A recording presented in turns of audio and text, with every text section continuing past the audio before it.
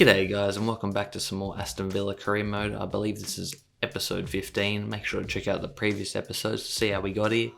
And we're getting into our first Premier League match of season 2 here against the Wolverhampton. See, they've brought in I think a couple new players. I don't see any Jimenez there, but you're going to see our new signings again in play here with the likes of Nkuku, who's on the ball now, and Diego Carlos in the back line. But we're on the attack here through Jack Grealish, of course. Plays a great ball to Edwards, and Edwards is going to finesse that home on his left foot. Didn't look like the best shot, but he managed to get the job done, and that's all that matters. And we skip right ahead into the second half now. Not much was happening except for these clear-cut chances, and Grealish, the captain, manages to fizz one into the bottom corner there. A great finish there from the captain. And yeah, there wasn't many chances. You see there, 5 shots for us, 1 shot for the opponent. So pretty boring game, it must be said. But a good win nonetheless, and a good start to the season, as our next match is going to be up against one of the big boys in Chelsea. I think they had a pretty bad season last season. You see there, they brought in Bonucci in their back line, and for some reason it looks like they're going to be playing Kovacic out in the right wing. I've got to give shout outs to Pulisic though. He's one of my favourite players to watch in real life. The American, got blistering pace, and he's just a great attacker. I really like him. Shame he plays for Chelsea. But yeah, they're focusing on Ross Barkley here, as I did manage to buy him from Chelsea after he spent the year on loan with us. He played so well and won the Premier League Golden Boots. I thought I'd better bring him back, and I paid Chelsea a sum of money, as you would have seen last episode. But we get a couple clear opportunities there, and McGinn can't make it stick. And when you don't take your chances against these big sides, they're going to make you pay, as they come on the attack now through Ziyech, and no one's going to be able to tackle him. Gets past one, and we just didn't have the pace to get back. And Chelsea go up 1-0 and looking to steal the game now with a second, as they get out wide to Kovacic, who actually absolutely does target. Werner gets taken down by Ziyech.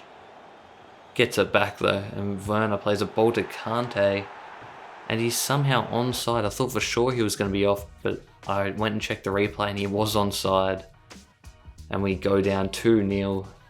Bit disappointing there, especially when we should have had at least 1 goal during that game. You see there, we just get the message as we managed to loan out one of our youngsters for 2 years, so hopefully he grows a lot on loan. But jumping into our next game now, it's going to be against Burnley. You see I've been not rotating the side, but I've been switching positions for Nkunku and Barkley, because I'm not sure which one I want to play cam and which one centre mid. But I think after this episode, in this episode, I get it done. I make my decision, as Burnley actually get on the front foot and just miss an opportunity there. But they were coming for more, and this isn't the Burnley side I'm used to seeing.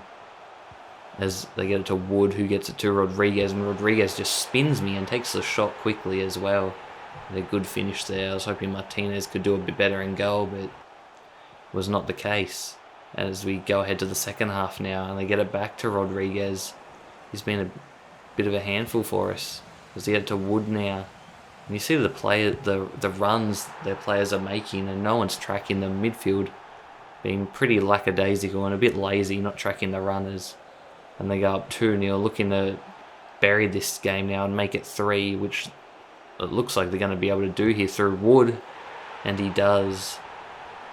A very disappointing outing, and all of a sudden the season is not looking too bright. We did manage to get a consolation after we brought on the subs, and Wesley gets a goal, so maybe I'll have to look at playing him some more, because Watkins has not started out on fire like he normally is for me. Him and Barkley were just absolutely killing the game last season, but this season they're off to a slow start, and just a slow start in general for this team. But hopefully we can pick that up in the games coming up, and I'm sure we will. As you see here, I told you I was going to make my decision. I decided to make Barkley the cam. It worked so well last season having him play cam, so I thought I'd make it his primary position, and he goes up a couple ratings. And we actually get a decent offer here for Sanson from Wolves. And I don't really like selling to other Premier League sides, but I think I want to get this money in, and it's a good offer. And he's not in my first team, so I think I can afford to let him go. Hopefully that doesn't come back to bite me. But we get a great opportunity here, but it's a great save by the Palace goalkeeper.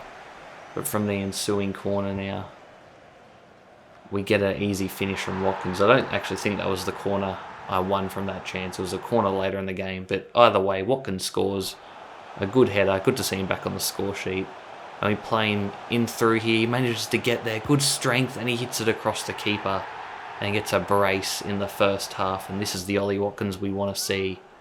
I decided to stick with him after his great season. Didn't go out and buy a striker, because I think he had what it takes. He has what it takes to push us forward and try to win that Premier League title. But Cash here plays a great ball over the top to Edwards. And Edwards is going to drill a ball, and it manages to find its way to Watkins, who gets his hat-trick in the 90th minute. A perfect way to end this match. Watkins with a hat-trick, and I think those were his first goals of the season. Not too sure though. But here he is getting the match ball there. 4 attempts for 3 goals. So a great day out for him. And a great day out for Aston Villa, getting back in the winners' books now. After a couple poor games. But you see there, it was a very action-packed game. Look at all those shots for both teams, where we're just more clinical. And Ollie Watkins got the job done. As you see some other results there. Southampton actually beating Everton 2-1. As we're getting down to the last day of transfers. See all the players in and out we've dealt with. So we've brought in some big guns. It's cost us some big money, so hopefully it pays off now. As I get a message here that a youth player wants to be promoted, so I'm going to have to do that, even though I probably would have waited. I just wait till they get upset and then I promote them and either send them on loan or just keep them in the reserves. But I'm going to make a couple changes for this game, just rotate the side a little bit. Going to try playing Douglas Luiz instead of McGinn, and Traore instead of Edwards, just to try to get their match sharpness and their ratings back up. And Traore now on the attack, plays a ball down to Barkley, who's going to thread it through to Grealish, and Grealish is going to hit it post to post and in. The perfect finish. And it's none other than our captain, Jack Grealish. But yeah, this game against Southampton was an absolute slaughter. We just all played well, and Target manages to get a shot on target, but it falls out to Nkunku, and he scores his first goal for Aston Villa with a deep header. I hope that's how you pronounce it, Nkunku. But here we get it ahead to Barkley now, and what's he going to do? He's going to cut back, see the runners, just delicately crosses it in, and Watkins is there to finish it off. And all of a sudden it's 3-0 already in this first half. And Barkley puts the pressure on. We're not stopping. Is Watkins going to be onside here? He is. The flag stays down and it's 4-0.